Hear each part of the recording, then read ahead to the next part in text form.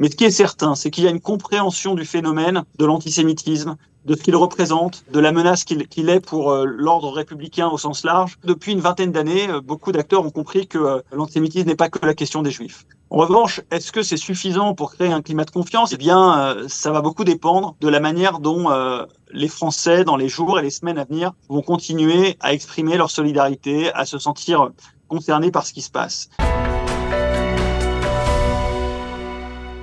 Yonatan Arfi, président du CRIF, bonjour et shalom. Bonjour. Yonatan, merci de prendre du temps pour répondre à nos questions. Vous êtes un président du CRIF très occupé actuellement avec de nombreux sujets à l'ordre du jour. On va commencer par le sujet peut-être le plus brûlant actuellement. Ce sont les déclarations de l'imam de la mosquée de Paris qui n'a pas mis en doute les chiffres de l'antisémitisme en France, mais en tout cas essayé de les relativiser. Est-ce qu'après ces déclarations, Yonatan, le fameux vivre ensemble dont vous êtes un fervent défendeur est encore possible ? Vous savez, les propos qu'il a eus hier sont doublement graves. Ils sont graves d'abord parce qu'au fond, il est dans un déni de réalité assumé, puisqu'il laisse entendre que ces chiffres ne seraient peut-être pas aussi fiables et aussi étayés que ça, d'une part, à propos des actes antisémites. Et puis, deuxièmement, il entre dans une spirale qui est extrêmement dangereuse, qui est celle de la concurrence victimaire. De l'idée de dire que si on combat l'antisémitisme, alors peut-être qu'on ne combattra pas complètement et aussi sincèrement qu'il faudrait le racisme ou les actes anti-musulmans. Ce discours-là de la concurrence victimaire, il est pour moi un poison dans le cadre de l'esprit républicain. Et vous avez raison, c'est quelque chose qui menace très clairement la capacité des uns et des autres à vivre sereinement ensemble en France.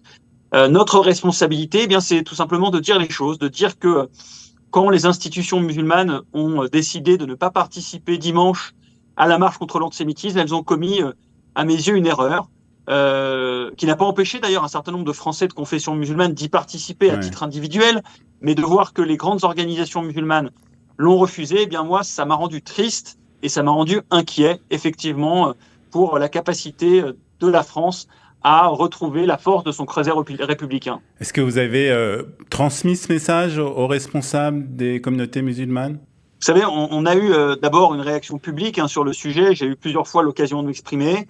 Je crois que la tristesse qui est la mienne face à ce constat, c'est celle qui traverse beaucoup de Français juifs, mais aussi beaucoup de responsables politiques en France, qui se désolent de voir que, alors qu'il y avait une manifestation d'unité nationale, certaines institutions musulmanes ont choisi de faire un pas de côté.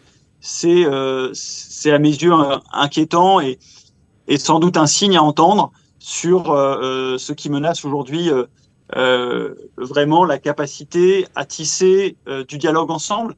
Alors, je ne veux pas être que sombre, il faut aussi souligner ceux qui s'engagent. Je pense à l'imam Chalgoumi qui, bien sûr, s'est exprimé, s'est engagé une nouvelle fois contre l'antisémitisme avec clarté. Je pense à un certain nombre d'acteurs qui étaient là ce jour-là. Je pense aussi aux actions de terrain qui, elles, continuent parfois localement. Mais effectivement, nous avons senti que l'identification dévoyée à la cause palestinienne produit des comportements qui nous paraissent dangereux en France. Alors justement, je voudrais qu'on parle aussi de cette marche contre l'antisémitisme qui a eu lieu dimanche. On a pu donc, comme vous l'avez signalé, on a pu remarquer une présence très faible de la communauté musulmane, une polémique aussi politique autour de cette marche, une politique qui a précédé cette marche sur la question de la participation ou non du RN. On a l'impression, en tout cas vu d'ici, que ce sujet de l'antisémitisme n'est pas un sujet mobilisateur en 2023 en France. Je vais être parfaitement honnête avec vous. Je craignais, à l'appel de cette manifestation, lorsque Yael Braun-Pivet et Gérard Larcher l'ont lancé, cet appel, je craignais qu'il y ait beaucoup moins de monde que ce que nous avons eu dimanche à nos côtés. Donc non, moi je suis plutôt satisfait, même très satisfait de la mobilisation qu'il y a eu dimanche. On a senti qu'il y a en France des Français non juifs qui ont voulu faire tomber le mur de l'isolement des Juifs, le mur du sentiment de solitude des Juifs, en leur disant vous n'êtes pas seuls face à ce qui se passe et l'antisémitisme est une menace pour vous, mais il est aussi une menace pour chacun des Français. Ça, c'est une réalité, nous l'avons entendu dans le fait que la majorité des manifestants n'étaient pas juifs, dans le fait que beaucoup de gens qui n'avaient pas manifesté, pour certains depuis Charlie Hebdo et l'Hypercacher en 2015, sont redescendus dans la rue, donc avec une forme de gravité, de solennité dans le moment. Alors je regrette comme vous qu'il n'y ait pas eu plus de nouvelles générations de jeunes. Je regrette qu'on n'ait pas eu plus de Français issus des classes populaires aussi, puisque c'était une sociologie très CSP+, comme certains ont pu le dire. Néanmoins, on a retrouvé une forme de collégialité dans le combat que nous menons contre l'antisémitisme, en refaisant le lien avec le fait que c'est un combat pour la République plus largement aussi. Alors, le ministre de l'Intérieur a annoncé qu'il y avait eu plus de 1500 actes antisémites depuis le 7 octobre en France. D'abord, est-ce que vous êtes satisfait de l'action des autorités françaises contre les responsables de ces actes? Et puis, deuxième question, pensez-vous que ces mêmes autorités sont capables aujourd'hui d'assurer la sécurité des Juifs en France? Sur la question vous savez, est-ce qu'on est satisfait du niveau de sécurité? Alors, bien entendu, tant qu'il reste des actes antisémites, nous avons toujours des raisons de ne pas l'être, au fond, bien sûr. Et surtout, c'est l'histoire qui nous dira dans les jours, les semaines, les mois à venir si les dispositifs de sécurité sont suffisants. Mais ce qui est certain, c'est qu'il y a une compréhension du phénomène de l'antisémitisme, de ce qu'il représente, de la menace qu'il est pour l'ordre républicain au sens large, très forte au ministère de l'Intérieur, auprès de Gérald Darmanin, très forte aussi chez tout un tas d'acteurs publics engagés sur ces sujets, parce que depuis une vingtaine d'années, beaucoup d'acteurs ont compris que l'antisémitisme n'est pas que la question des Juifs. En revanche, est-ce que c'est suffisant pour créer un climat de confiance? Est-ce que ça va permettre de restaurer la sérénité à laquelle les Juifs de France ont le droit? Eh bien, ça va beaucoup dépendre de la manière dont les Français, dans les jours et les semaines à venir, vont continuer à exprimer leur solidarité, à se sentir concernés par ce qui se passe. Si nous sommes renvoyés à notre sentiment de solitude, ce sera difficile de rassurer les Juifs de France malgré la mobilisation policière. Et puis le deuxième aspect qui est important, au-delà de cette mobilisation des Français, c'est la réponse judiciaire. Et notre sentiment, c'est que il n'y a pas aujourd'hui, face à cette vague d'antisémitisme, l'effet dissuasif de l'état de droit que nous pourrions attendre dans ces circonstances. Je ne crois pas, malheureusement, qu'il y ait eu assez de comparutions immédiates, qu'il y ait eu assez de condamnations sévères qui contribuent à dissuader les passages à l'acte. Alors, c'est une question politique, hein, vous savez, la question de la fermeté de la justice en France est un débat aussi vieux que la République. Néanmoins, pour nous aujourd'hui, il y a une forme d'attente très forte sur ce sujet, d'autant plus que la justice communique très mal sur les décisions qui sont prises. Donc même quand il y a des décisions de fermeté prises, finalement, on le sait assez peu et on communique assez mal dessus. Donc nous avons des attentes. Pour bien comprendre, sur la mobilisation populaire, sur la justice, mais aussi sur l'éducation. Pour bien comprendre, Jonathan, sur le problème de la justice, lorsqu'il y a une plainte qui est déposée, cette plainte n'est pas automatiquement suivie d'une procédure? C'est ce que vous nous dites, plus ou moins? Non, chaque plainte, chaque acte antisémite qui fait l'objet d'un signalement est traité. Alors, il y a des cas où on peut appréhender les auteurs et des cas où on ne peut pas les appréhender. Il y a beaucoup de graffitis antisémites, malheureusement, sur lesquels il n'y a pas eu la possibilité de retrouver les auteurs. Dans ce cas-là, il n'y a pas de poursuite judiciaire, ça s'arrête là.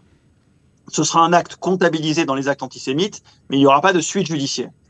Et puis, à côté de ça, il y a toute une série de Français qui ont été arrêtés pour avoir commis ces actes antisémites. Et eux, il y aura des poursuites judiciaires. Dans un certain nombre de cas, on a des comparutions immédiates, ou dans des délais très courts, donc des procès qui se sont tenus ou vont se tenir dans les prochains jours, les prochaines semaines. Et puis il y a une deuxième série de procès qui viendront dans bien plus longtemps. Et notre souhait, c'est qu'il y ait le maximum de comparutions immédiates, le maximum de procès dans un temps court. Pourquoi ? Parce que on a besoin de cet effet dissuasif. On a besoin que la justice, elle ait une fonction pédagogique aussi vis-à-vis des Français sur cette question. Si la justice met trop de temps à sanctionner, alors elle n'empêchera pas la vague de se poursuivre. Alors on va parler aussi bien sûr de ce qui se passe en Israël et du conflit en Israël avec le Hamas. Et je voudrais vous poser la question de savoir si vous avez été surpris par les déclarations du président Macron à la BBC, qui a exhorté Israël d'arrêter de tuer des femmes et des enfants. Est-ce que le président Macron ne se trompe pas un peu d'ennemi ? Bien sûr, je dois le dire, nous avons, suite aux déclarations du président de la République sur la BBC, nous avons publié un communiqué sur Twitter exprimant notre trouble face à ce qui s'est dit. en rappelant deux points principaux. Le premier, c'est que la formulation qu'il a choisi d'avoir semblait éluder la responsabilité du Hamas. Or, le sort des civils palestiniens, il est d'abord la responsabilité du Hamas qui les a entraînés dans une guerre en sachant qu'ils seraient malheureusement ensuite victimes de difficultés liées à la guerre. Et puis la deuxième chose, évidemment, le Hamas s'en sert comme bouclier humain. Et donc, ne faire peser le sort des civils palestiniens que sur Israël est quelque chose qui est une faute, une erreur, qu'il a d'ailleurs ressenti le besoin de corriger très clairement dans un courrier publié le lendemain, et puis ensuite dans l'entretien qu'il a eu avec Yitzhak Herzog. Donc, je dois le dire, cette déclaration n'était pas en ligne avec les déclarations qu'il avait eues lui-même précédemment, depuis le 7 octobre.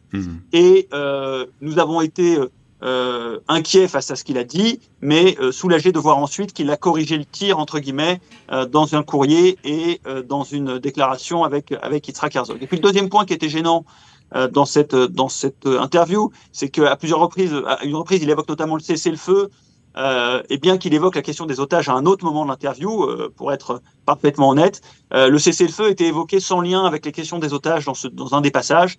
Et il nous semble que là aussi, c'est quelque chose qui isolait la France du reste des grands pays démocratiques qui, eux, pour l'instant, repoussent la question du cessez-le-feu à la libération des otages. Hier, les députés français ont visionné le film des massacres commis par les terroristes du Hamas le 7 octobre. Cette diffusion était-elle nécessaire, d'après vous ? Oui, vous savez, le monde juif, il est traversé par une question en permanence éthique. Doit-on montrer les images de ces exactions ? On n'a pas la culture de la diffusion de ces images. Au contraire, on a une forme de pudeur, par respect pour les familles des victimes, par refus aussi du sensationnalisme. Et nous avons toujours eu dans le monde juif cette responsabilité d'être vigilants sur la diffusion de telles images. Et pourtant, là, on a ressenti tous collectivement le besoin que quelque chose évolue sur ce point-là, pour une raison assez simple, c'est que c'est un événement qui a été filmé et diffusé en direct sur les réseaux sociaux, et pour autant, au même moment, naissait déjà un révisionnisme au présent. Nous avons, en même temps que la diffusion par les terroristes de ces images, des gens qui viennent nous dire « ça n'est pas vrai ». Et face à cela, malheureusement, il est nécessaire de montrer ces images. Alors, pas de les montrer au grand public, pas de les diffuser ouvertement, mais en revanche, d'inviter un certain nombre de leaders d'opinion à venir les visionner pour qu'ils puissent ensuite témoigner de ça. Donc, on est face à une logique, tout simplement, de combat contre une forme de révisionnisme des temps présents. Pour terminer, Nathan Arfi, la convention du CRIF aura lieu ce dimanche. Ne pensez-vous pas qu'il aurait fallu peut-être transformer cette convention en une grande manifestation en faveur d'Israël ? Alors, de fait, elle le sera évidemment aussi, cette convention, une manifestation pour Israël. On a fait évoluer le titre de cette convention qui devient, après le 7 octobre, défendre les démocraties.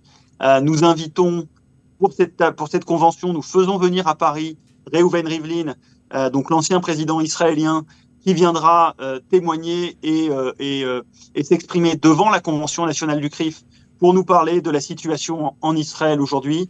Nous avons beaucoup de débats qui porteront évidemment sur le 7 octobre et ses conséquences, une mobilisation forte autour de tables rondes sur la question de l'islamisme, sur les difficultés dans la société française, sur l'évolution au Proche-Orient évidemment. Donc tout ça nous paraît être une manière de continuer à nous mobiliser aux côtés d'Israël dans la séquence que vit le pays, mais que vit au fond le peuple juif tout entier. Et donc le destin d'Israël est en ce moment aussi notre destin, compte tenu des liens que nous avons déjà décrits entre la situation en Israël et la situation des Juifs de France. Yonatan Arfi, président du CRIF, merci beaucoup d'avoir pris du temps et d'avoir répondu à nos questions. Merci Olivier.